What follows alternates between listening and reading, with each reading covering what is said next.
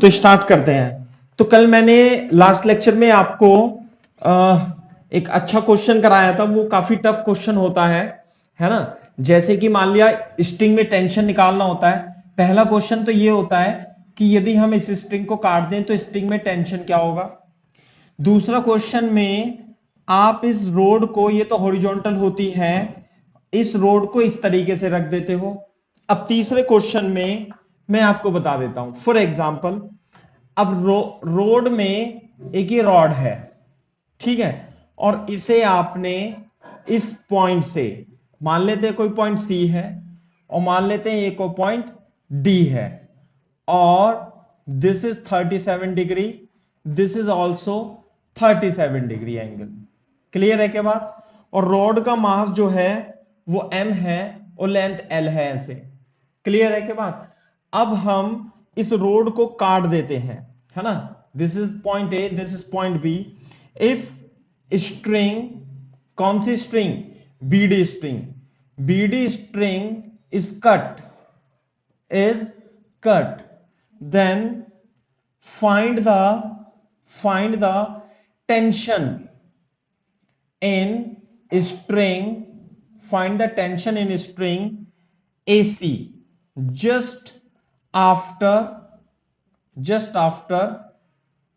cutting, just after cut the string, cutting the, just after cutting the string BD, BD string को यदि हम काट दें तो AC स्ट्रिंग में किस तरीके से करेंगे इसे हम, इसे दोबारा बनाएंगे। और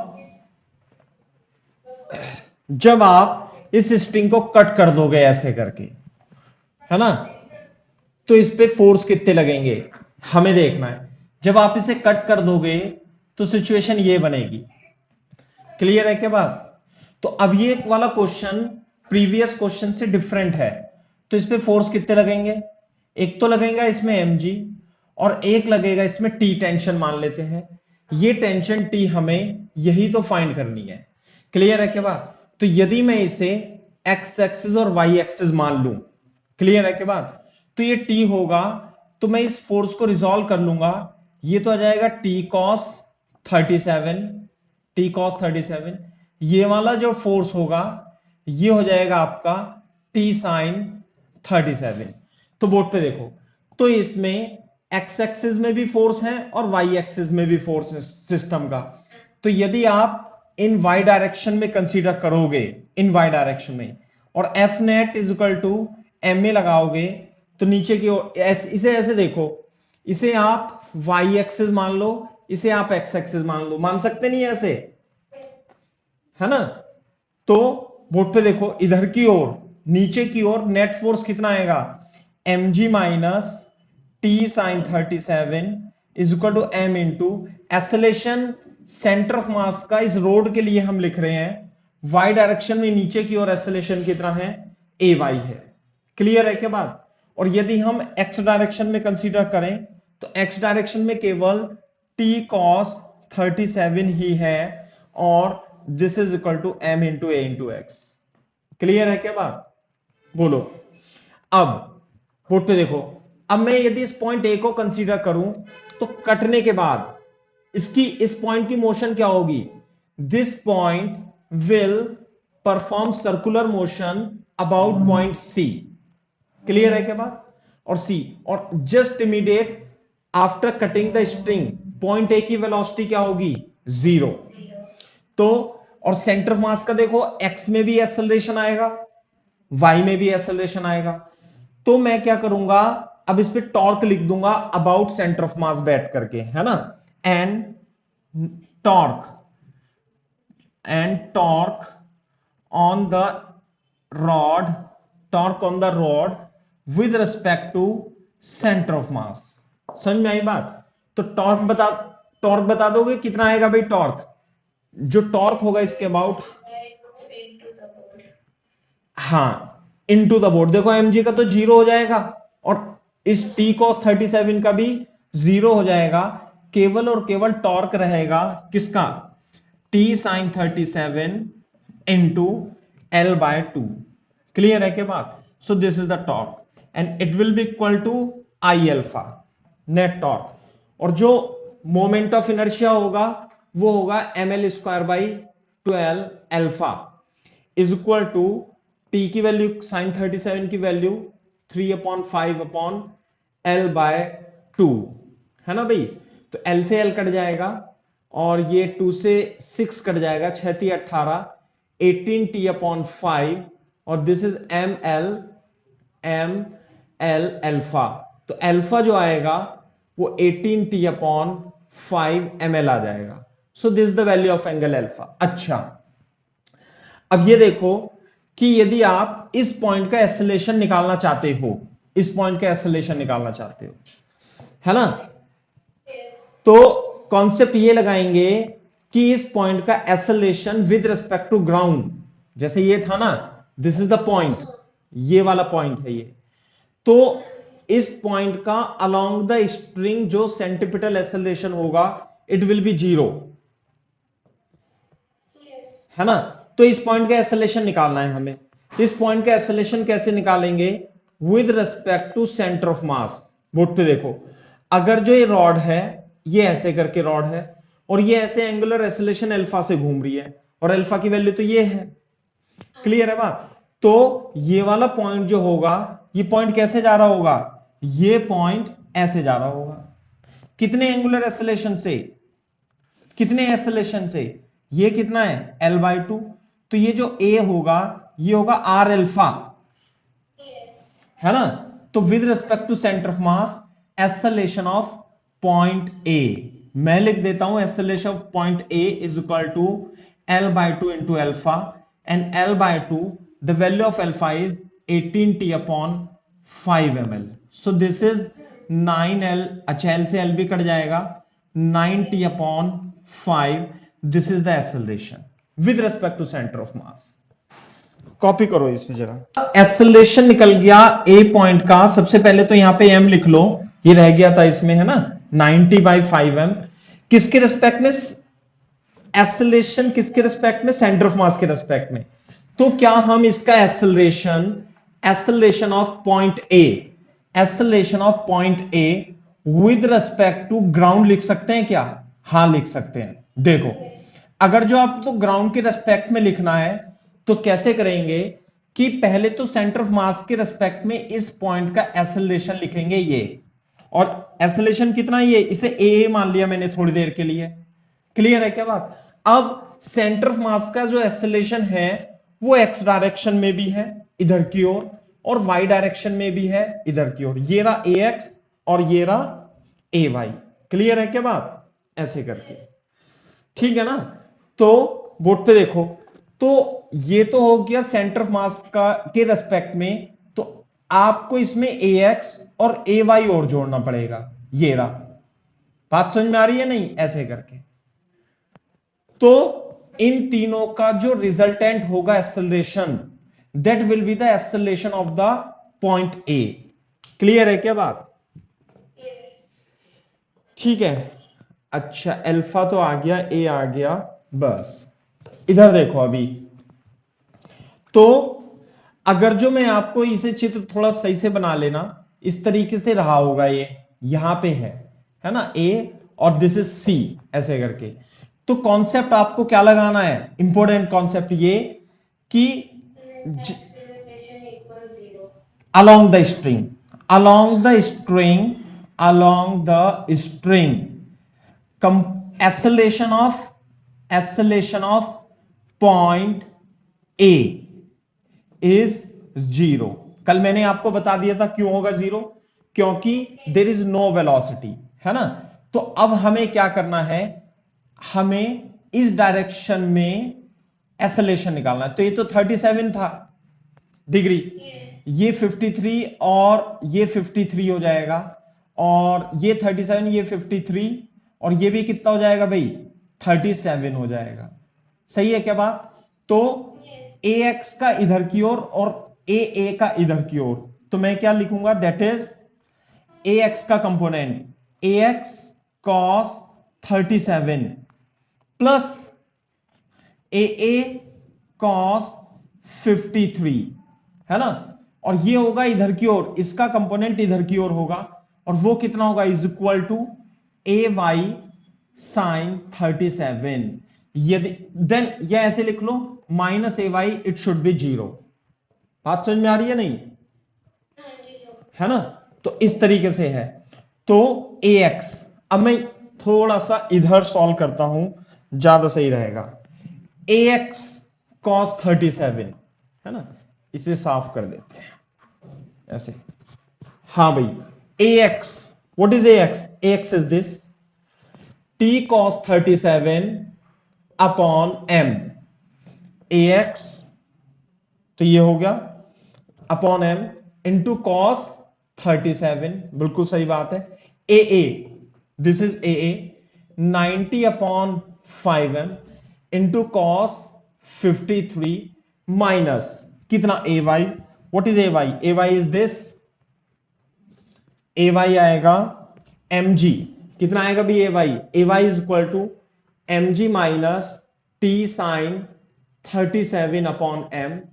ये तो आ गया ए वाई, और साइन 37 और लगा देंगे हम, और इसे लिख देंगे 0।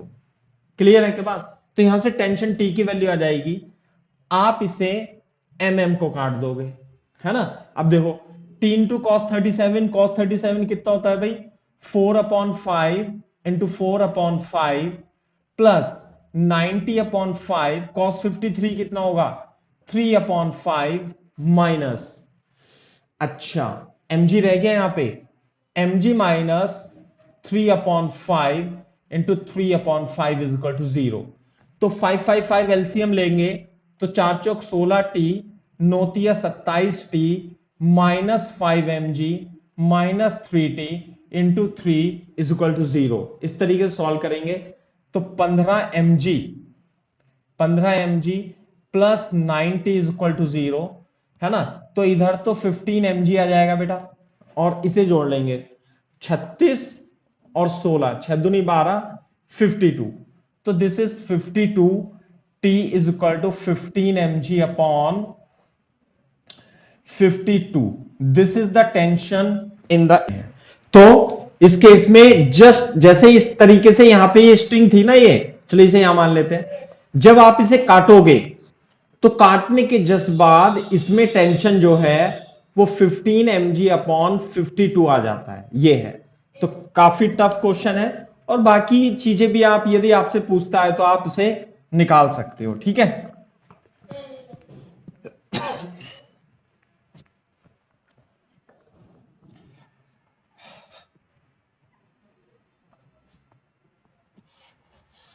आई बात समझ में?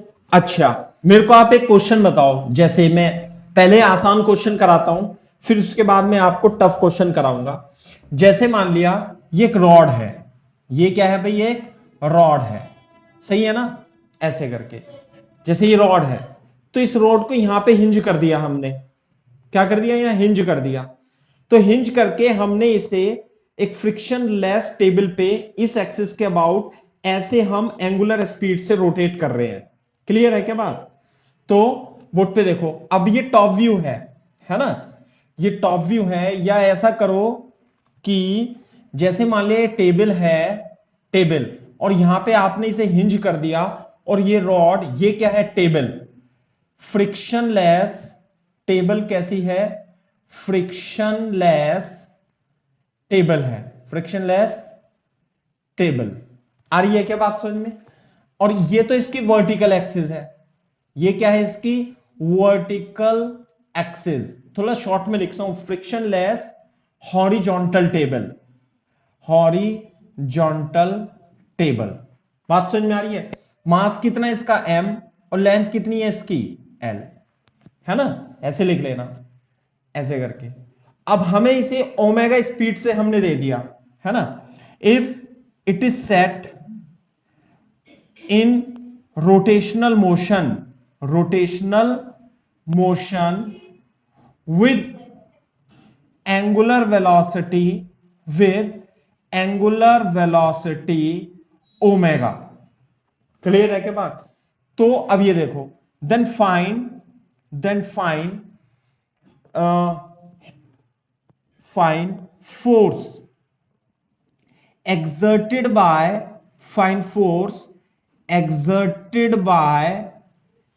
this vertical axis, exerted by hinge on rod. ये आपको निकालना है कितना फोर्स इस पे लगा रहा होगा. तो देखो कैसे करोगे. ये क्वेश्चन हमने सर्कुलर मोशन में इस टाइप के क्वेश्चन कर रखे हैं. ये तो इसका साइड व्यू हो गया.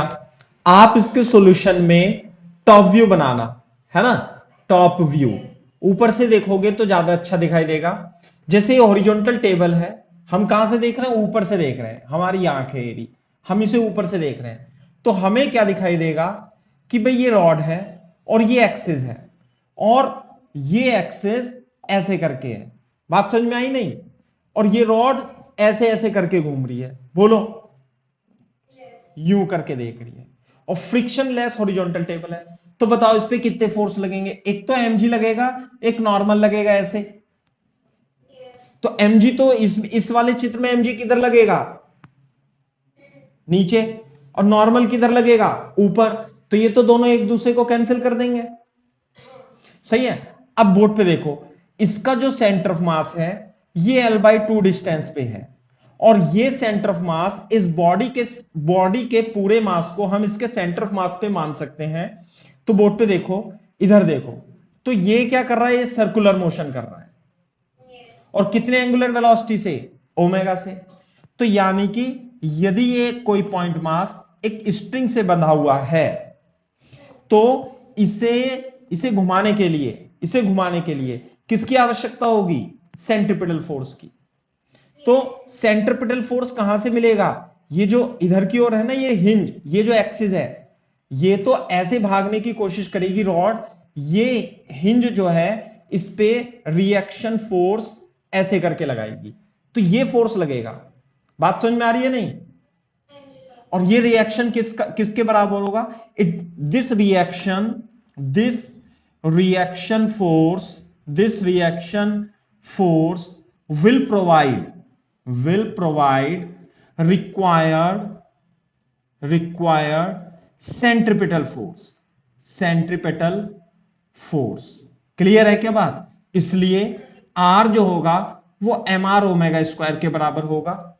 और m कितना लेंगे हम इसमें, m तो m लेंगे, R की जगह L/2 इंटू ओमेगा स्क्वायर और R आ जाएगा हमारा ml/2 ओमेगा स्क्वायर. क्लियर है क्या बात. तो बोर्ड पे देखो जरा, जब ये रोड थोड़ी सी ऐसे घूम जाएगी यूं करके, यहां पे आ जाएगी इस स्थिति में.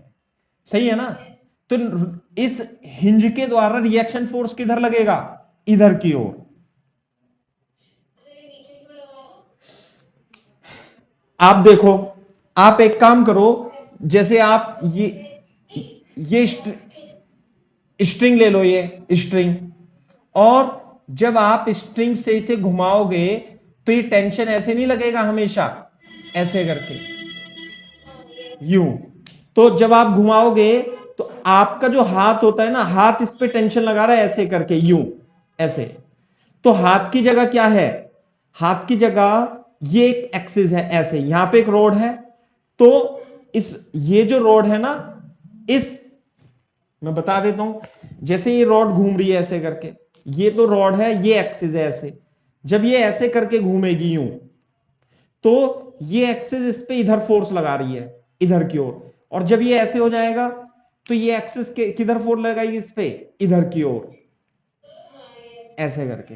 तो हमेशा और जब ये यहां पर होगी इस तरीके से, तो हमेशा जो होगी ना, इस सेंटर ऑफ मास पर ये रिएक्शन इधर की ओर लगेगा, टुवर्ड्स द सेंटर. बात समझ में आ रही है ना, ऐसे. तो ये तो देखो सर्कुलर मोशन में आप इसे कर सकते थे, लेकिन अब मैं आपको थोड़ा सा अलग टाइप से क्वेश्चन बताता हूं. ठीक है. ये सेम क्वेश्चन इस तरीके से है, जैसे मान लिया ये रॉड है, ऐसे आप समझो इसे, ये रॉड है ना, ये मान लिया आपकी बार एक्सिस जो है हॉरिजॉन्टल है, वैसी रफ में लिख लेना आप इसे. एक्सिस क्या है, ऐसे axis, this is the axis of rotation, है ना, ऐसे यूं करके है. Horizontal axis, horizontal axis. नहीं आई बात समझ में. बोर्ड पे देखो इधर, अगर जो इस एक्सिस के अबाउट ये ओमेगा से घूम रहा है और इस स्थिति में है, चलो घूम नहीं रहा है, मान लिया ये रेस्ट पे रखा हुआ है, तो आप इस हिंज के द्वारा इस पर जो फोर्स लगेगा, the force applied by this hinge, that is the axis of rotation, can you find it is at rest? How would you find? एक तो mg नीचे लगेगा और एक ये रिएक्शन, तो r किसके इक्वल होगा इस केस में? mg के द्वारा, mg के इक्वल। ये रेस्ट पे है, रोड किस पे है? रेस्ट पे है। क्लियर है बात? लेकिन अगर जो अब रोड ये है, लेकिन ये ओमेगा से घूम रही है, ऐसे ओमेगा से रोटेट कर रही है, और इस इंस्टेंट पर ये इस प्रकार से रखी हुई है, तो आप इस एक्सिस के द्वारा फोर्स बता सकते हो कितना लगेगा? हां बता सकते हैं। कैसे? एक तो लगेगा क्या इस पे? mg, है ना, और दूसरा लगेगा इस पे r डैश मान लेते हैं, सही है। तो इस बॉडी को किससे रिप्लेस करते थे? m, सेंटर ऑफ मास है ना इसका, ये यहां से, और ये जो है ये इसके अबाउट क्या कर रहा है? सर्कुलर मोशन कर रहा है, ऐसे मान लेंगे। तो इस पे जो फोर्स लग रहा है mg, और ये क्या लगा रहा है इस पे? यहां पे मान लो चलो आप इस पे r। तो जब कोई बॉडी सर्कुलर मोशन करती है तो क्या लिखते हैं? क्या लिखते हैं? Net force toward the centre will provide the required centripetal force. इस केस में required centripetal force r minus mg होगा, और वही mr ओमेगा स्क्वायर के बराबर होगा। लेकिन अब की बार इसमें r l/2 के है अपॉन ओमेगा स्क्वायर, तो इस केस में जो r डैश है वो कितना हो जाएगा? mg plus ml/2 omega square हो जाएगा। क्लियर है क्या बात? तो इसमें तो r बराबर mg था जब रेस्ट पे थी, जब ये रोटेट कर रही है ऐसे, तो रिएक्शन हो जाएगी ऐसे। क्लियर है क्या बात? ऐसे करके। लेकिन क्वेश्चन थोड़ा सा डिफरेंट है, कॉपी कर लो इसे, बोर्ड पे देखो। इसे मैं साफ कर देता हूं।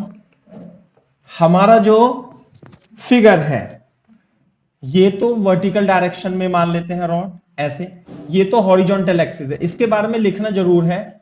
This is what? Horizontal axis. बात समझ में आती है? And it is moving at this instant with angular velocity omega, length l, this is the length l, और मास कितना इसका m। now we apply a force f at this instant। हाँ, सही हो जाएगा, ठीक है ना। it is rotating with angular speed omega at this instant, और एक इसमें फोर्स लगता है इसके पॉइंट a पर, एंड पर। तो आपको इस हॉरिजॉन्टल एक्सिस के द्वारा रोड पर जो फोर्स लगेगा वो फाइंड करना है, ठीक है। मैं बताऊं, if rod is rotating with angular speed omega as shown in figure and a force F starts acting upon it,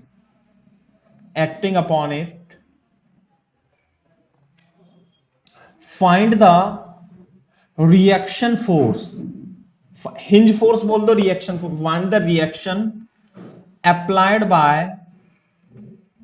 horizontal axis on the rod at this instant। इसी इंस्टेंट पे बताना है, क्योंकि उसके बाद तो इसमें कुछ और ही हो जाएगा। बता देता हूं, है ना, ये मैं साफ कर देता हूं। इधर सॉल्यूशन लिखेंगे, चित्र दोबारा बनाएंगे, है ना भाई, जरूरी है। बोर्ड पे देखो कितने फोर्स लगेंगे।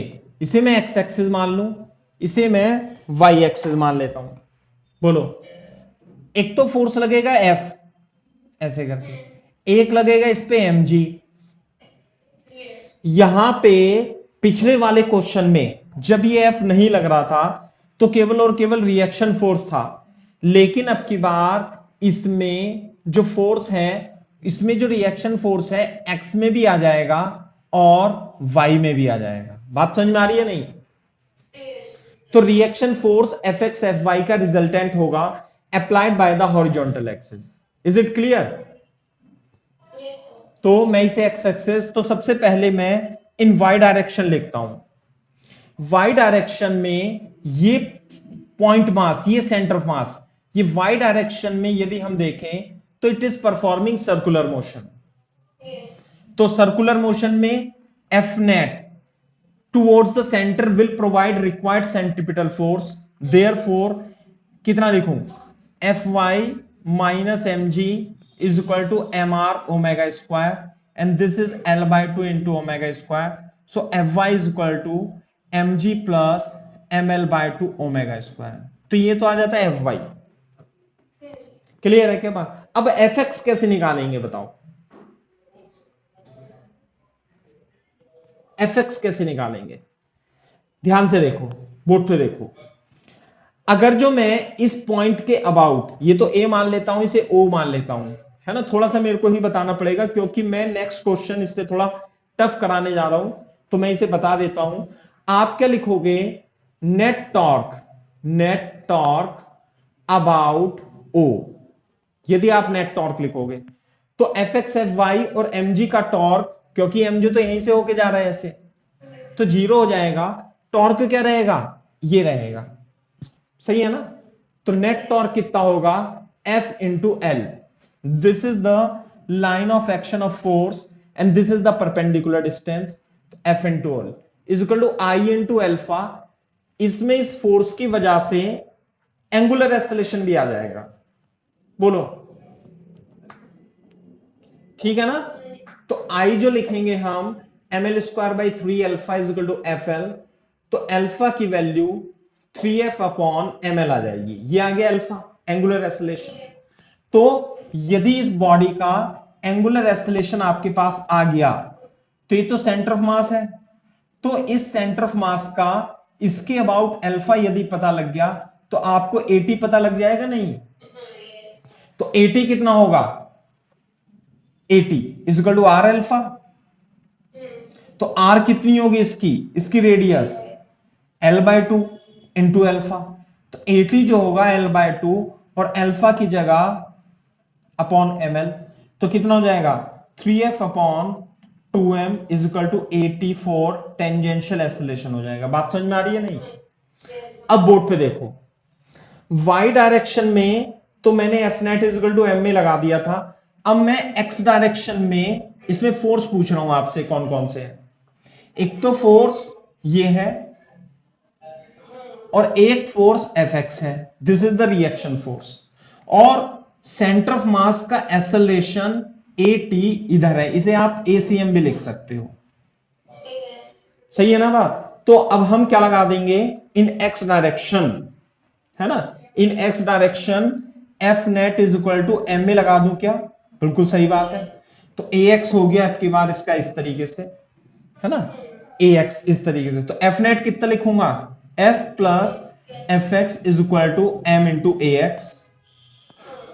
तो एफ तो है ही सही, F x plus M into A X, 3f upon 2m। तो एफ एक्स कितना आ गया बेटा? ये आ जाएगा 3/2f माइनस एफ, ये इधर चला जाएगा ना, तो ये आ जाएगा f/2। तो this is the force. f/2 force लगेगा हिंज के द्वारा x डायरेक्शन में। क्लियर है बात? और ये फोर्स लगेगा y डायरेक्शन में हिंज के द्वारा। तो जो रिएक्शन फोर्स होगा, है ना, रिएक्शन फोर्स यहीं कहीं पे लगेगा and it will be equal to F x plus F Y का whole square. You can copy. तरीके से हमने क्वेश्चन किया है ना? तो अगर जो केवल इसमें एफ नहीं होता तो हम ये कॉन्सेप्ट यहीं तक था सर्कुलर मोशन से, लेकिन यदि एफ और लग जाता है तो इसमें रोटेशन मोशन की वजह से एंगुलर एक्सेलरेशन और इसका टेंजेंशियल एक्सेलरेशन भी आ जाता है सेंटर ऑफ मास का। तो बाकी भी सिस्टम लगा देंगे हम इसमें, ठीक है? ये बात है। तो इस चीज का ध्यान रखना है। तो ये तो एक छोटा सा क्वेश्चन है, लेकिन जो बड़ा क्वेश्चन है वो मैं अभी आपको बता रहा हूं वो किस तरीके से है। ठीक है, ऐसे ही है। बोर्ड पे देखो, फॉर एग्जाम्पल मान लिया हमारे पास कोई हॉरिजॉन्टल फ्रिक्शनलेस टेबल है और टेबल में 3 बॉल है, स्मॉल पार्टिकल है 3, मास एम के ऐसे करके, सही है। और इन इक्विलेटरल ट्राइंगल है और लेंथ एल से जुड़े हुए हैं और ये हॉरिजॉन्टल टेबल पे रखे हुए हैं ऐसे 3, 1 2 3, और ये मासलेस रोड से जुड़े हुए हैं।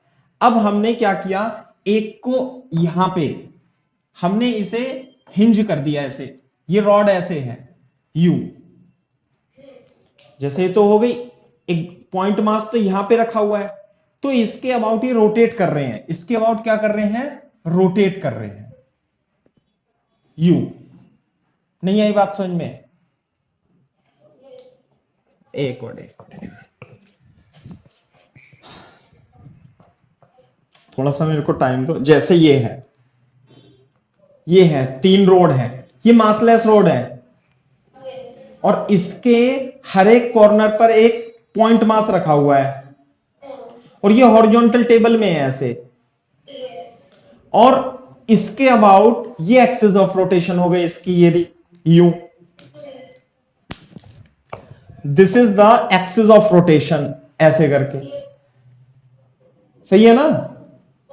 और इसके अबाउट ये यू घूम रहा है यूं करके, यू, समझ में आ गई बात। लेकिन साथ में इसमें एक यहां फोर्स भी लग रहा है एफ,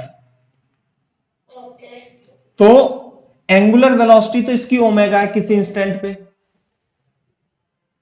है ना, और इसमें एक फोर्स एफ और लगाने लग गया ऐसे करके। तो ये जो हिंज ये जो एक्सिस है, एक्सिस ऐसे करके, तो इसके अमाउंट ऐसे घूम रहा है ना, तो फोर्स इस पे ऐसे लगा रहे हैं फोर्स, तो ओमेगा से तो पहले ही घूम रहा था ये, और फोर्स और लगने लग गया। तो मेरे को ये बताना है आपको कि फोर्स लगाने से पहले तो ओमेगा से घूम रहा है, तो इस एक्सिस के द्वारा इस पर कितना फोर्स, ये एक्सिस इस पूरे सिस्टम पर कितना फोर्स लगाएगी। दूसरा क्वेश्चन ये है, जब इस पे फोर्स लगने लग जाएगा तो ये एक्सिस इस सिस्टम पे कितना फोर्स लगाएगी। बात समझ में आ रही है नहीं, है ना।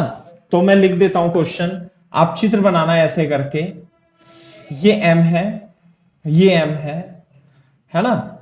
थोड़ा सा लिख देता हूं मैं, 3 point masses, 3 point masses each M, each कितना M, are connected by 3 massless rod, length कितनी है हर एक की L, mass, and placed on frictionless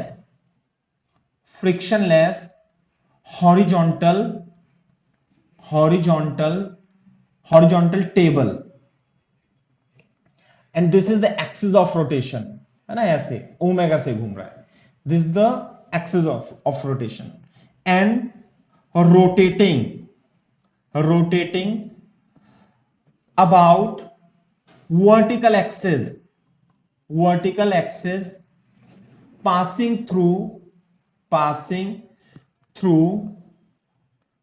through 1 point mass, बिल्कुल सही इंग्लिश लिख दी है मैंने, वर्टिकल एक्सिस ऐसे, है ना, vertical axis passing through 1 point mass with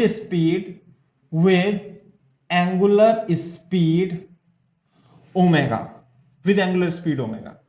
if a force F starts acting as shown in figure,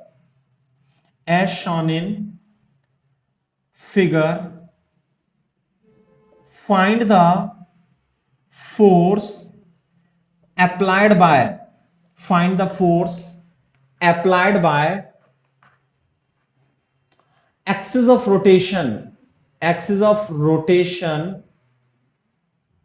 rotation on the system of particle. बिल्कुल सही क्वेश्चन है और ये आईआईटी 2002 में आया हुआ क्वेश्चन है। ठीक है, लैंग्वेज थोड़ी सी अलग हो गई है, ये मैंने अपने शब्दों में लिखा है। कैसे करेंगे, मैंने इसका कॉन्सेप्ट तो आपको सब बता ही दिया है, देखो पिछले छोटे छोटे क्वेश्चन में, है ना। अब मैं आपको थोड़ा सा इसे समझा देता हूं कि किस तरीके से। देखो एक्सिस तो ये है, ये हॉरिजॉन्टल प्लेन में रखा हुआ है, तो mg तो इधर लगेगा, जैसे ऐसे लगेगा ना।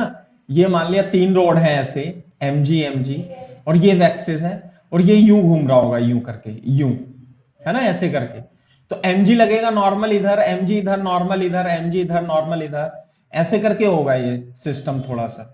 ठीक है भाई, तो mg और नॉर्मल का तो कोई रोल नहीं है इसमें, है ना। लेंथ क्या है हर एक सिस्टम की, l है। आई बात समझ में, हर एक सिस्टम की लेंथ क्या है, l है। तो ये बताओ सबसे पहले कि हाँ भाई, कि इसका सेंटर ऑफ मास कहां पे होगा, बता सकते हो आप इसका सेंटर ऑफ मास सिस्टम का कहां पे होगा। इसे F ऐसे मान लेना, F सिस्टम का सेंटर ऑफ मास यहां पर होगा कहीं पे। तो this is the axis of rotation. तो ये डिस्टेंस बता सकते हो कितनी होगी, हाँ बता सकते हैं। बोर्ड पे देखो, जो मीडियन होती है ट्राइंगल की, वो सेंटर ऑफ मास पे कट करती है या सेंट्रॉइड पे कट करती है ना। तो निकाल लेता हूं मैं। तो ये लेंथ कितनी होगी, देखो इधर, ये लेंथ होगी, ये 60 डिग्री, तो ये कितनी होगी बे लेंथ, ये होगी L sin 60 और इसकी वैल्यू आएगी L√3/2। क्लियर है क्या बात। और ये जो मीडियन होती है बेटा, ये से 2:1 के रेशो में कन्वर्ट करती है, और यहां पे 3m का मास हम मान लेंगे। तो ये जो डिस्टेंस होगी r, जो r की वैल्यू होगी, it will B 2/3 of L sin 60। बात समझ में आती है नहीं। तो दिस इज इक्वल टू 2/3 और √3/2।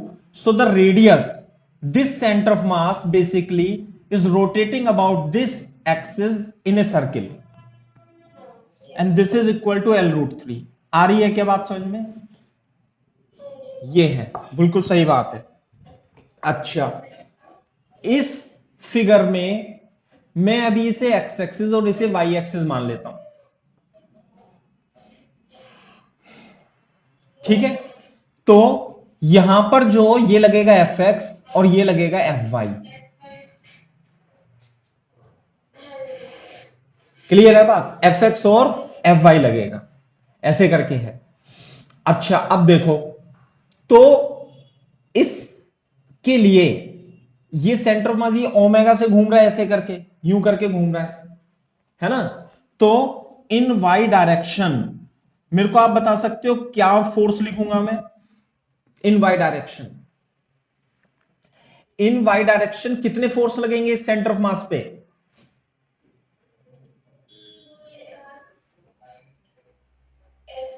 Fy।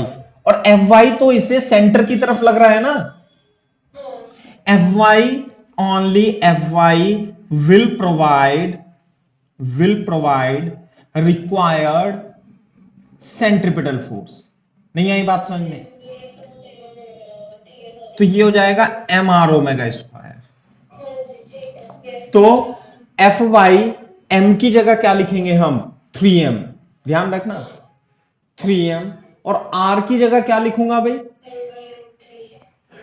L/√3, और this is equal to omega square. तो √3 ml square omega square is equal to Fy। अभी तक ये क्वेश्चन प्योर सर्कुलर मोशन का है। अगर जो मान लिया कोई बॉडी है ना ओमेगा से घूम रही होती, तो कॉन्सेप्ट ऑफ सर्कुलर मोशन लगा करके आप इस हिंज के द्वारा फोर्स निकाल देते इसमें, ये आ गया। लेकिन अब हम इसमें F की वजह से एंगुलर एक्सेलरेशन की वजह से tangential acceleration of centre of मास भी आएगा, तो उससे हम Fx कैलकुलेट करेंगे। कॉपी करो यहां तक। अब मेरे को आसान है क्योंकि मैंने पहले क्वेश्चन करा दिया इसी टाइप का, तो मेरे को एफ एक्स निकालना है। इसके लिए मेरे को सबसे पहले क्या निकालना पड़ेगा, एंगुल, इस एक्सिस, ये है एक्सिस ऑफ रोटेशन, इस एक्सिस ऑफ रोटेशन के अबाउट मेरे को अल्फा निकालना पड़ेगा। तो अल्फा निकालने के लिए अपन क्या करेंगे, टॉर्क निकालेंगे, बिल्कुल सही बात है। तो torque about O, this is the perpendicular distance, torque about O. जो mg और नॉर्मल है उसका तो टॉर्क होने का कोई मतलब ही नहीं है, mg नॉर्मल, ऐसे mg नीचे लगेगा, नॉर्मल ऊपर, है ना। तो टॉर्क कितना होगा, this is the line of action of force, this is the perpendicular distance 60, this is L sin 60। तो टॉर्क कितना आ गया बेटा, F इंटू L sin 60, और मैं इसे I इंटू अल्फा के इक्वल लिख दूंगा। तो F इंटू L, है ना भाई, √3/2। क्या मेरे को इस एक्सिस ऑफ रोटेशन के अबाउट इस सिस्टम का मोमेंट ऑफ इनर्शिया बता सकते हो कितना आएगा? अरे डर गए तुम, डर गए। ये रॉड तुम, वो रॉड भी बेटा मासलेस है, रॉड वैसी है फर्जी, सिर्फ और सिर्फ मोमेंट ऑफ इनर्शिया इसकी वजह से, इसकी वजह से, इसकी वजह से। तो इसका तो मोमेंट ऑफ इनर्शिया कितना हो गया, ये तो एक्सिस पे रखा हुआ है 0, और इसका कितना होगा, और इसका ml²। हाँ पॉइंट मास है, रोड नहीं है, रोड होता तो और कॉम्प्लेक्स हो जाता, लेकिन आसानी है। तो इसका तो हो गया 0, मोमेंट ऑफ इनर्शिया लिखेंगे इसका तो 0, इसका कितना लिखेंगे ml², और इसका भी कितना लिखेंगे ml²। तो 2ml² is the moment of inertia, FL √3/2, L से L कैंसिल हो जाएगा, alpha is equal to F √3, 2 दूनी 4 ml। This is the angular acceleration. तो जब एंगुलर एक्सेलरेशन आ जाएगा तो इसका tangential acceleration centre of mass का भी आ जाएगा, और ये कितना होगा, ये तो ऐसे सर्कुलर मोशन कर रहा होगा, AT is equal to R alpha, और R की वैल्यू कितनी थी बेटा, ये L/√3। तो this is equal to L/√3 into F √3/4 ml। So it is equal to F upon 4m is the acceleration of center of mass, which is the tangential acceleration is this at this point. Copy this. अब board पे देखो, तो मैं इसका tangential acceleration निकाला नहीं, अभी निकाल तो लिया। अब हम क्या करेंगे, अब हम x डायरेक्शन में लिख देंगे equation. In x direction F net is equal to m into ax लगाएंगे। क्लियर है क्या बात? तो m की जगह तो सबसे पहले हम 3m लेंगे इस सिस्टम पे, इस सिस्टम पे x डायरेक्शन में फोर्स कितना होगा, एक तो ये F लग रहा है और ये एक Fx लग रहा है, और ax जो है यानी कि ax ACM, यही ax होगा। इस सेंटर ऑफ मास का x में एक्सेलरेशन तो इतना है, और y में एक्सेलरेशन मैंने निकाल लिया था। तो x में कितना है बेटा, ये है आपका F/4 है। क्लियर है क्या बात? ऐसे तो ये हो जाएगा 3F/4। तो Fx जो होगा वो कितना आएगा, 3F/4 माइनस F आ जाएगा। बात समझ में आ रही है? इसका मतलब है माइनस F/4 आ रहा है। तो इसका मतलब यह है बेटा कि x डायरेक्शन में फोर्स इस हिंज के द्वारा इधर नहीं लग रहा होगा, मतलब अपोजिट डायरेक्शन में लग रहा है, बस यही है मतलब। क्लियर है बात? तो बहुत टफ रहा होगा उस समय के केस में, है ना। लेकिन मैंने आपको छोटे छोटे इससे पहले एग्जाम्पल दिए, अब आप कर सकते हो, है ना, इस तरीके से। दोनों y डायरेक्शन में सर्कुलर मोशन का कॉन्सेप्ट, x डायरेक्शन में निकालने के लिए रोटेशनल का कॉन्सेप्ट। ठीक है, तो ये अब आपको बिल्कुल समझ में आ रहा होगा इसका। तो काफी टफ सवाल की श्रेणी में आता है ये भी, ऐसा नहीं है। 2-4 बार प्रैक्टिस करोगे तो आएगा समझ में।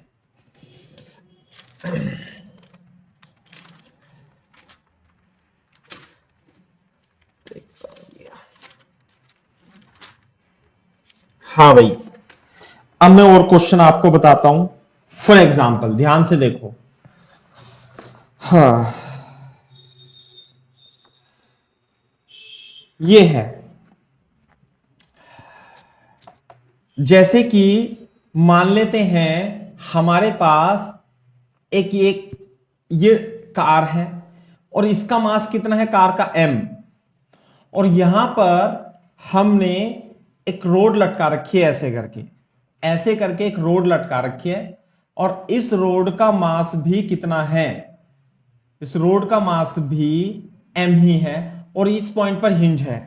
बात समझ में आई? इसका मास कितना है m और लेंथ कितनी है इसकी l है। अब हम क्या करते हैं, ये तो यहां पे रखी हुई है और फ्रिक्शन कुछ भी नहीं है, फ्रिक्शन सब जगह क्या है 0, ये ऐसे सिस्टम लटका हुआ है, ये काट भी है मास m की। अब हम यहां पर एक फोर्स लगाना चालू करते हैं। क्लियर है क्या बात? तो ये तो पॉइंट बी हो गया और ये पॉइंट ए हो गया, सही है। तो just after applying the force F, find the acceleration of point A and point B। A point और B पॉइंट के आपको एक्सेलरेशन फाइंड करने हैं।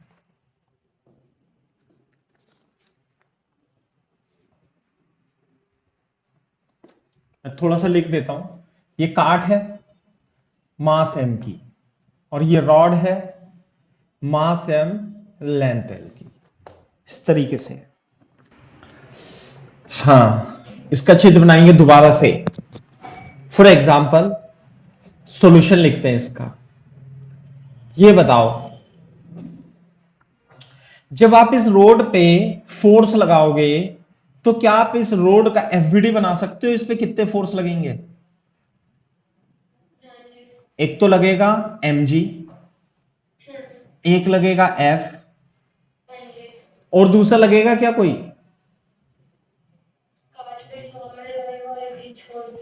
हाँ, अगर जो इस पे ऐसे देखें तो ये तो नॉर्मल ऐसे लगा रहा होगा, और एक x डायरेक्शन में भी लग रहा होगा। बोलो। हिंज का फोर्स, क्योंकि जब आप इसे हिलाओगे ऐसे करके तो ये इस पे फोर्स लगाएगी इधर की ओर, हो सकता है इधर की ओर भी लगाए, है ना। तो इसे क्या मान लेता हूं मैं? आर फोर्स मान लेता हूं, Fx मान लेता हूं, इसे क्या मान लेता हूं? Fx। ठीक है क्या बात? ऐसे करके तो इसका मतलब ये इसके अबाउट क्या करेगी? सेंटर ऑफ मास के अबाउट रोटेशन, सही है। और यदि मैं इस कार का फोर्स एफबीडी बनाऊं, इस कार का, तो इस पे कितने फोर्स लगेंगे? एक तो mg लगेगा कार का, एक इनके द्वारा n डैश लगेगा, इसे मैं n डैश लिख देता हूं। एक ये n लग रहा था ना, तो यहां पर एक n भी लगेगा, और ये fx यदि इधर था तो इस पे fx इधर लगेगा, है ना। तो इसका मतलब ये कार तो इधर जाएगी A1 से, और इस सिस्टम पर इसका एक्सेलरेशन कितना मान लेता हूं? A2 मान लेता हूं इधर की ओर, सही है। ऐसे यूं करके है। तो कैसे लगाएंगे? सबसे पहले रोड के लिए लिखेंगे, for rod in x direction, मैं इसे x डायरेक्शन मान लेता हूं, ये y डायरेक्शन।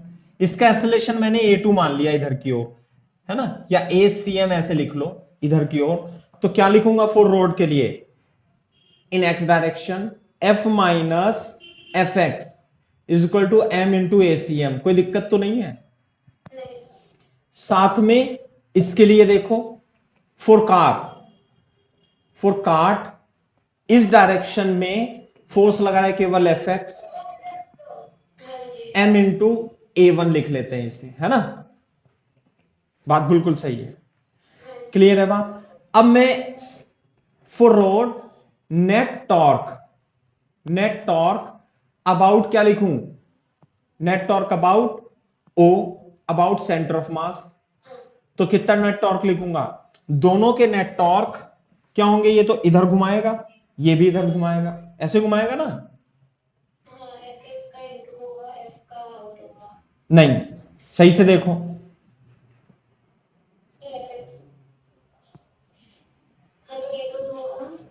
तो इसका आउट नहीं है, इसका भी इनटू है, ये भी इसे क्लॉकवाइज घुमाएगा, ये भी इसे क्लॉकवाइज घुमाएगा, दोनों के टॉर्क ऐड हो जाएंगे, और टॉर्क कितना आएगा भाई, F x into L by to, F into L by to, so this is F x plus F into L by to. बात समझ में आ रही है नहीं, ठीक है, अच्छा, तो ये तो टॉर्क हो गया, और आई अल्फा के इक्वल लिख लूं, जो कि m L square by 12 alpha is equal to F x plus F into L by two आएगा, और अल्फा जो आएगा F x plus F, L से एल उड़ जाएगा, 6 यहां पे आएगा, यहां एम एल आएगा, तो this is the angular acceleration. बोलो, बात समझ में आई। अब ये पॉइंट ए है ना, acceleration of point A with respect to centre of mass, लिख सकते हो, हां लिख सकते हैं, सेंटर ऑफ मास पे जब हम बैठेंगे ऐसे करके, ठीक है ना, तो ये पॉइंट सर्कुलर मोशन करेगा, तो इसका एक्सेलरेशन क्या आएगा, आर अल्फा, और आर की जगह क्या लिख दूंगा, L by two into alpha, तो एल बाई टू इसमें रखेंगे जब हम L by two 6 F x plus F upon M into L, तो कितना आ जाएगा 3 F x plus F upon M आ जाएगा। बोलो, ऐसे करके आ जाएगा। अच्छा, अब बोर्ड पे देखना एक बार, ये पॉइंट का एक्सेलरेशन तो मैंने किसके रेस्पेक्ट में लिखा है, अभी ग्राउंड के रेस्पेक्ट में लिखा, इस सेंटर ऑफ मास के रेस्पेक्ट में लिखा है ना, पहले इतना कॉपी कर लो फिर आगे तक टू ग्राउंड, है ना।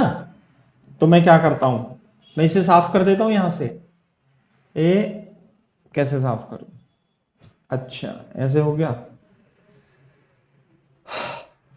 यहां से लिखते हैं, है ना, देखो लिखो, then now acceleration of point A with respect to ground, कैसे लिखेंगे भाई, सेंटर ऑफ मास के रेस्पेक्ट में तो इधर था ये, और ये तो इतना था, 3fx plus F upon m था, लेकिन सेंटर ऑफ मास खुद, सेंटर ऑफ मास का मैंने एक्सेलरेशन कितना माना था, एसीएम, एसीएम माना था ना, और एसीएम खुद इधर जा रहा था, तो ये हो जाएगा एसीएम। बोलो, इन दोनों का रिजल्टेंट ही पॉइंट ए के एक्सेलरेशन के बराबर होगा, और पॉइंट ए का जो एक्सेलरेशन माना था वो गाड़ी के एक्सेलरेशन के बराबर होगा, यानी a1 होगा। तो इन दोनों का रिजल्टेंट बता सकते हो, कितना लिखेंगे, कितना लिखूंगा,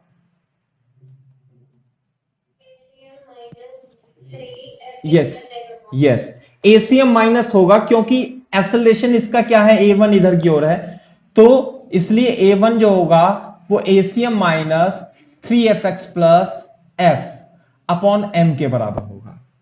बात समझ में आ रही है नहीं, तो a1 कितना था भाई, यहां से देखेंगे, a1 की वैल्यू fx अपॉन एम थी, और एसीएम की value f minus F x upon m था, तो यहां पे रख दूंगा, तो a1 रखूंगा मैं F x upon M, ACM minus F x upon M, बात तो एक ही एम लिख दो, minus 3 F x plus F upon M, cut जाएगा, F x is equal to F minus F X minus 3fx minus 3f। बात समझ में आ रही है, ये इधर जाएगा, 3 और 1 5 F x is equal to minus 2f, तो fx जो है वो माइनस 2f/5 है, सही है बात। तो इसका मतलब इस रोड पे fx इधर लगेगा बस, और तो कुछ भी नहीं है, ठीक है,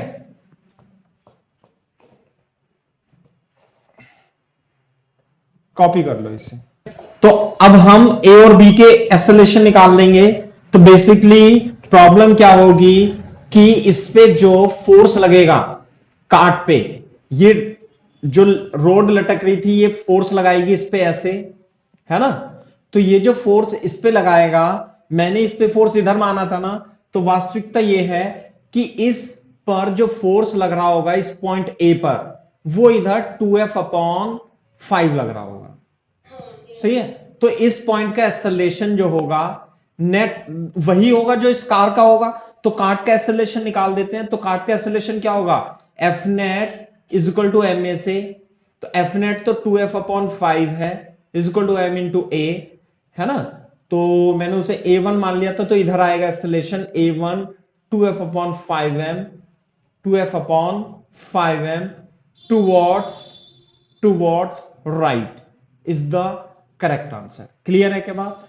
अच्छा, अब हम बी पॉइंट का एक्सेलरेशन भी निकालेंगे और वो भी बहुत इंपॉर्टेंट है। तो पहले हमने किधर लगाया था एफ, इधर है, तो इधर इस पे लगेगा 2F/5। तो एसीएम कितना होगा, एसीएम होगा net force divided by mass m. तो F plus 2F/5 divided by mass m is the acceleration in this direction. बात समझ में आ रही है नहीं?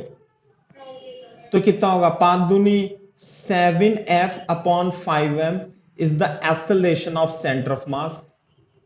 क्लियर है? अब मैं आपको 1 मिनट दूंगा, आप इस पॉइंट बी का मेरे को एक्सेलरेशन बताना कैसे निकालेंगे।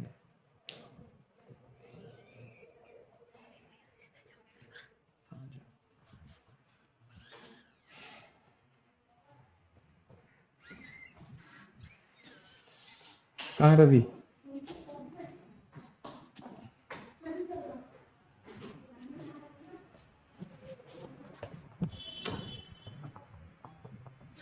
ए बी का एक्सेलरेशन कैसे निकालोगे बताओ अब, बी का।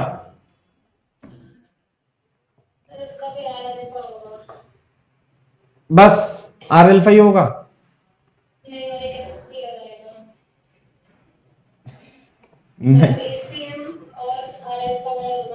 बिल्कुल सही बात है। पहले तो जब किसी, जैसे मान लो कोई बॉडी रोटेट कर रही है ना, और उसका सेंटर ऑफ मास भी मूव कर रहा है, तो पहले तो आप सेंटर ऑफ मास पे बैठ जाओ और इसका एक्सेलरेशन इधर होगा R alpha with respect to centre of mass, acceleration of point B. बोलो L/2 इंटू एल्फा। अब मेरे को अल्फा की वैल्यू बता दो, मेरे को अल्फा की वैल्यू निकली नहीं निकली अभी तक?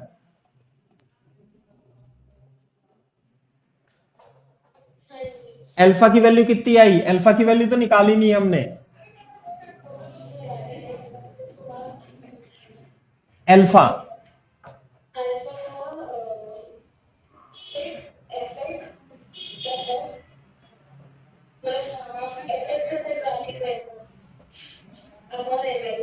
अपॉन ml, सही है ना। तो fx की जगह -2f/5 लिखूंगा यहां पे अपॉन ml। ये बात समझ में आ रही है नहीं? तो ये आ जाएगा 6/5 ml और ये आ जाएगा 3f। तो ये आ गया alpha is equal to 18f/5 ml। बात समझ में आ रही है नहीं? बोलो।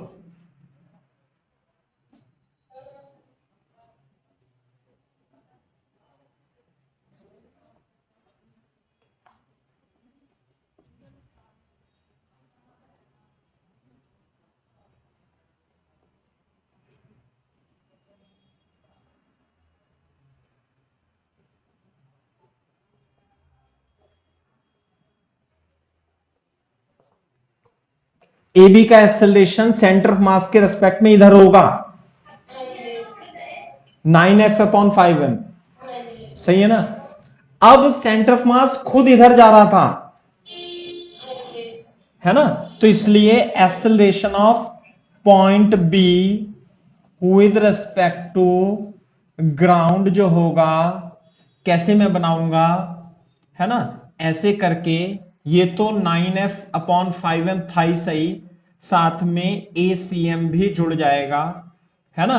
तो इसलिए जो AB होगा it will be equal to ACM plus 9f/5m is equal to ACM क्या लिखेंगे 7f/5m प्लस 9f/5m, है ना भाई, डिवाइडेड बाय 5m और no 16f। This is acceleration of point B. तो एक चीज और बता देता हूं इसमें, कभी आप बाद में आप पढ़ो और आप कहो कि सर ने पता नहीं किस तरीके से सॉल्व करा दिए, कि सर तो इक्वेशन बता रहे हैं। ये जो मैं एक्सेलेरेशन निकाल रहा हूं ये रिलेटिव एक्सेलेरेशन की theory, relative theory of motion से निकाल रहा हूं। कैसे, देखो ध्यान से देखो, आपको जैसे निकालना था इसमें acceleration of point B with respect to ground निकालना है, तो इसे हम लिखते हैं acceleration of B with respect to centre of mass plus acceleration centre mass with respect to ground. इस इक्वेशन को सॉल्व, इस इक्वेशन को यूज करके हम बस चित्र की सहायता से बना रहे हैं, मैथमेटिकली नहीं लिख रहा हूं मैं इसे। क्यों होगा, अरे ऐसे कैसे आएगा, A B is equal to A C plus C B तो होता है, कहां से आएगा नेगेटिव साइन। तो ये समझ में आता है ना, दोनों को कोरिलेट कर लोगे ना, ये वाला मेथड और ये मेथड कोई नई नहीं है, जबकि ये आसान पड़ता है ना। अगर जो आप इसे वेक्टर वेक्टर फॉर्म में लिखोगे तो फिर आपको ये इक्वेशन सी लिखनी पड़ती है, तो थोड़ी सी टफ सी लगती है, जैसे वेक्टर और आ जाता है। तो आपको जैसे एक बॉडी के रेस्पेक्ट में दूसरे बॉडी का, एक बॉडी के रेस्पेक्ट में दूसरे बॉडी का एक्सेलेरेशन पता लग जाए और आपको ग्राउंड के रिस्पेक्ट में निकालना है, तो पहले इसके रिस्पेक्ट में इसका लिखना, फिर इसका एक्सेलेरेशन इसमें एज इट इज लिख देना और इनका सम कर देना, वही है इधर, है ना। तो माइनस का कंफ्यूजन क्यों हो रहा था आपको मेरे को बताना। अरे वो ये होता है A, G प्लस वो रिलेटिव वेलोसिटी होती है, सुन लो मैं दोबारा से याद करा देता हूं, ये A, G minus AB, G ऐसे आता है। ये इक्वेशन तब यूज करते हैं जैसे A velocity of A with respect to V is equal to VA minus VB, ये तब यूज करते हैं जब दोनों की वेलोसिटी ग्राउंड के रिस्पेक्ट में दी हो, तो ये माइनस आता है। ये प्लस तब आता है जब B की एक्सेलेरेशन या सेंटर वेलोसिटी सेंटर ऑफ मास के रिस्पेक्ट में दिया हो और सेंटर ऑफ मास की वेलोसिटी ग्राउंड के रिस्पेक्ट में दी हो, तो जुड़ जाती हैं, है ना। तो ये है, चलो तो देखो ऐसा है, इसमें तो सवाल तो ऐसा है कि मैं आपको 1 महीने तक पढ़ाता रहूं, खत्म होंगे ही नहीं, है ना। तो मैं दूसरा कॉन्सेप्ट स्टार्ट कर देता हूं अभी। तो बाकी शीट में भी तो क्वेश्चन है, ऐसा थोड़ा ना, शीट के कुछ क्वेश्चन तो डिस्कस भी कर दिए मैंने। एक्सरसाइज 1 तो आसानी से हो जाएगी, 2 में थोड़ी सी प्रॉब्लम। चलो तो नया कॉन्सेप्ट स्टार्ट करते हैं हम, है ना, और कॉन्सेप्ट के बहुत आसान हो जाएगा अब धीरे धीरे आपको। कंजर्वेशन ऑफ एनर्जी, है ना, लिखो रोटेशन अबाउट फिक्स्ड एक्सिस ही पढ़ रहे हैं, fixed axis and conservation of rotational conservation of energy, बस कंजर्वेशन ऑफ एनर्जी। क्लियर है क्या बात, ये है। मान लिया ये कोई बॉडी है अपनी ऐसे करके, और ये एक्सिस ऑफ रोटेशन है ऐसे, और ये इसकी तरफ यूं घूम रही है और ओमेगा से घूम रही है, तो इसकी काइनेटिक एनर्जी बता सकते हो रोटेशनल। ये एक्सिस हो गई फिक्स्ड एक्सिस, तो काइनेटिक एनर्जी कितनी होगी, हाफ आई ओमेगा स्क्वायर। बिल्कुल सही बात है। अब ये ऐसे घूमे जा रहा है, अच्छा जैसे कि बोर्ड पे देखना, एंगुलर मोमेंटम तो आपने पढ़ा नहीं है अभी, है ना, हाफ आई ओमेगा स्क्वायर। तो अगर जो आप ये देखो कि वर्क एनर्जी थ्योरम को मैं यदि अप्लाई करूं, WET क्या होता है work energy theorem, total work is equal to change in kinetic energy होता है। यहां पर भी इसी तरीके से अप्लाई होगा जब हम निकालेंगे total work is equal to K final minus K initial. समझ में आई बात? जैसे ट्रांसलेशन मोशन में total work F dot ds F dot dr का इंटीग्रेशन होता था, इसी तरीके से रोटेशनल मोशन में work tau dot d theta होगा, टाउ डॉट डी थीटा, क्योंकि फोर्स को टॉर्क से रिप्लेस कर देंगे और डिस्प्लेसमेंट को एंगुलर डिस्प्लेसमेंट से रिप्लेस कर देंगे। तो इफ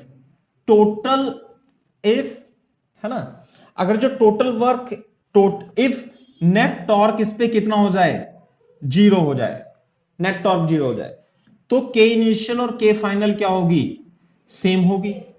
बात समझ में आ रही है ना, यदि कोई भी इस पे टॉर्क नहीं लग रहा है। लेकिन अगर जो only conservative force are present, but if only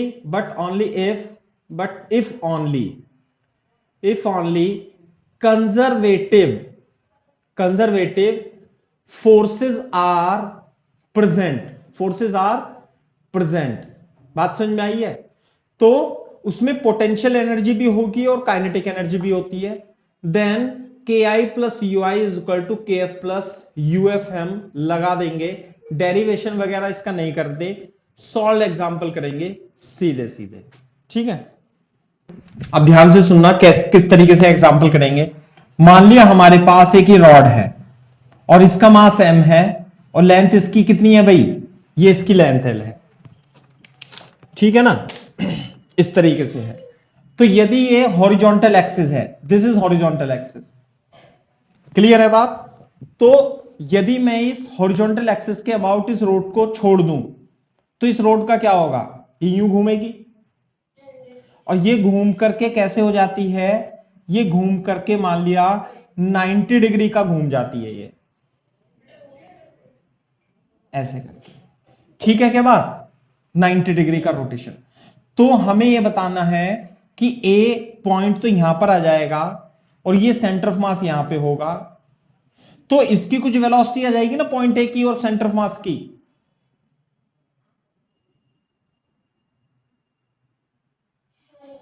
तो we have to find the velocity of point A and centre of mass when this rod become vertical, है ना। क्वेश्चन लिख लो, this is the horizontal axis, ऐसे है ना, इसकी तरफ यूं घूमे। If this rod is released from rest find the speed of point A and its center of mass when rod become vertical। ये क्वेश्चन है, ठीक है। तो देखो किस तरीके से करेंगे हम। अभी तो ये फिक्स एक्सिस के अबाउट ही रोटेशन हम कंसीडर कर रहे हैं और कंजर्वेशन ऑफ एनर्जी का हम कॉन्सेप्ट लगाएंगे, no loss of energy. Board पे देखो किस तरीके से करेंगे कि सबसे पहले तो रॉड ऐसे थी, ऐसे यूं, ये इसकी एक्सिस है। ये रॉड घूम करके जब इस तरीके से हो जाएगी तो यहां पर इनिशियली तो एंगुलर वेलोसिटी इसकी कितनी थी, इस जगह 0, है ना। और जब ये घूम करके ऐसे हो जाएगी तो अब इसमें इसकी एंगुलर वेलोसिटी आ जाएगी ओमेगा। तो ये एंगुलर वेलोसिटी आएगी कहां से, बिल्कुल सही बात है। तो potential energy is converted into its kinetic energy. Potential energy is gravitational potential energy is converted into क्या, रोटेशनल काइनेटिक एनर्जी। एक बार मैंने लाइन लिख दी, अब बार बार नहीं लिखेंगे। तो पोटेंशियल एनर्जी, बोर्ड पे देखो, इसे रेफरेंस मान लेना, इसे रेफरेंस। तो ये हाइट एस थी, तो जो सेंटर ऑफ मास था वो पहले यहां पर था, यहां पर आ गया। तो decrease in potential energy is equal to, ऐसे लिखेंगे ना, decrease in potential energy is equal to increase in kinetic energy. तो पोटेंशियल एनर्जी किस में बदल जाएगी? काइनेटिक एनर्जी में। तो यहां पर पोटेंशियल एनर्जी में कितनी कमी आ गई? एम जी एच, और एच की जगह क्या लिख दूंगा भाई? L/2। तो M G L/2 is equal to half I omega square. Clear है क्या बात? तो हाफ जो इस एक्सिस के अबाउट मोमेंट ऑफ इनर्शिया होगा, it will be equal to ml²/3 and it is equal to omega square. ml cancel out हो जाएंगे, इधर तो g/2 बचेगा, इधर L omega square upon 2 into 3, 2 से 2 भी कैंसिल हो जाएगा। तो जो ओमेगा स्क्वायर आएगा वो 3g/L, तो ओमेगा की वैल्यू तो आ जाएगी 3g/L। So this is the angular velocity. तो एंगुलर वेलोसिटी आ जाएगी। तो जब एंगुलर वेलोसिटी आ जाएगी इस स्थिति में, तो मैं VCM निकाल लूंगा और V1 निकाल लूंगा। तो VCM जो होगी R1 ओमेगा 1, और ये जो होगी V2 ये होगी R2 इंटू ओमेगा। तो VCM इसकी स्पीड कितनी होगी? R1 omega L/2 into omega L/2, omega की value √3g/L, and VCM will be equal to √3/4 GL. What about V2? R2 omega L into omega 3g/L, and V2 is equal to 3GL. This is the answer. ऐसे करके बहुत simple question है। तो इस तरीके से आपको कंजर्वेशन ऑफ एनर्जी निकाल करके आप निकाल सकते हो, है ना, रोटेशन ऑफ का निकाल सकते हो। फॉर एग्जांपल मान लिया हमारे पास ये डिस्क है, फॉर एग्जांपल इधर देखो, ये क्या है हमारे पास? डिस्क, और इसका मास क्या है? m, और रेडियस कितनी है? r। तो आपने इस डिस्क को इस पॉइंट के अबाउट हिंज कर रखा है, और ये अभी स्थिति ऐसी है, ये सेंटर ऑफ मास है, डिस्क मास m, रेडियस r, और this is the axis of rotation ऐसे u, और ये हॉरिजॉन्टल पोजीशन में है, और ये जो डिस्टेंस है ये x की वैल्यू क्वेश्चन में दे रखी है, दिस इज 3r/4, है ना। इफ इट इज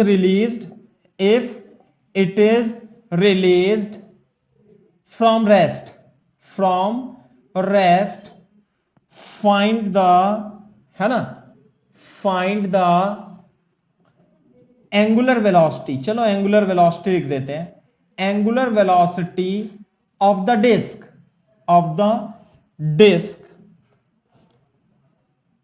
व्हेन, ये O है ये A है, when line OA becomes vertically down. Also find reaction force applied by, ये हॉरिजॉन्टल एक्सिस है भाई, ये एक्सिस ऑफ रोटेशन जो है ये बहुत जरूरी है मेंशन करना। एक्सिस ऑफ रोटेशन क्या है? Horizontal. Axis of rotation is horizontal. It is very important to mention the axis of rotation. Horizontal के अबाउट रोटेट कर रही है, reaction force applied by axis on the disc. This is the question. तो अब हम क्या करेंगे? इसे रिलीज करेंगे। तो रिलीज करेंगे तो ये डिस्क ऐसे है और ये रोटेट करती नीचे आ जाएगी, तो ये सेंटर ऑफ मास तो यहां कहीं आ जाएगा और ये पॉइंट यहां कहीं आ जाएगा। तो इसका चित्र जो बनेगा वो इस तरीके से बनेगा कुछ, सही है ना। हां, तो मैं इसका सॉल्यूशन लिख देता हूं इस तरीके से। ये लाइन थी हमारी, ये तो O थी, ये सेंटर ऑफ मास था, ये A था मान लिया, ऐसे, है ना। तो ये ऐसे आ जाएगा घूम करके, ये ऐसे आ जाएगा घूम करके, और ये जो डिस्क होगी इस स्थिति में, सॉरी कैसे बनाऊं इसे?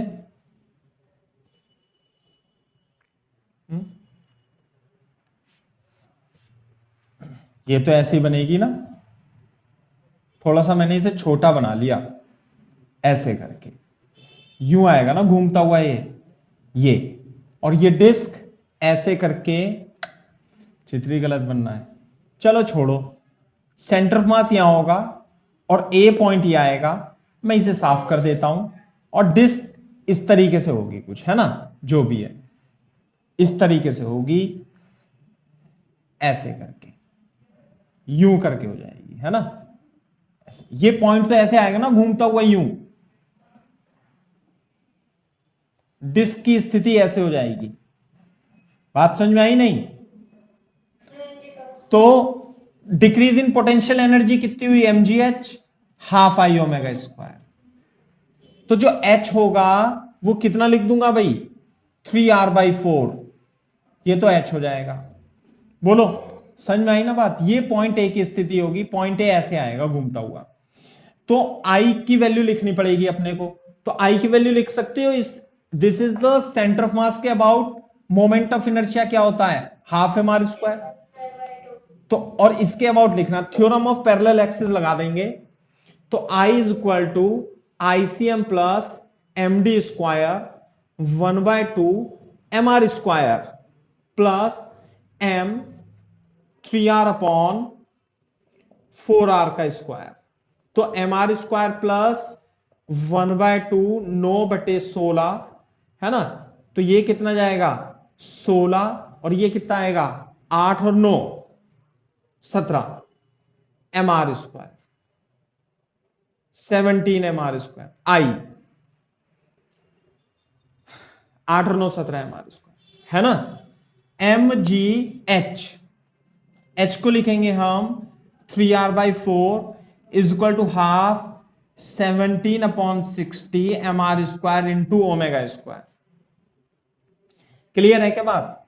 तो 4 चौक 16 और कितना हो जाएगा 4 दूनी 8, 8 तिया 24/27 g upon r will be omega square, है ना।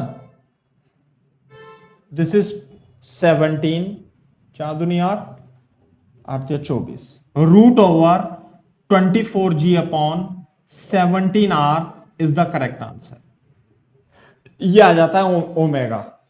ये पूछा है कि reaction force applied by the disc और बताना है अपने को, तो ये तो मैंने करा दिया था। ये कॉन्सेप्ट निकलेगा सर्कुलर मोशन से। कैसे?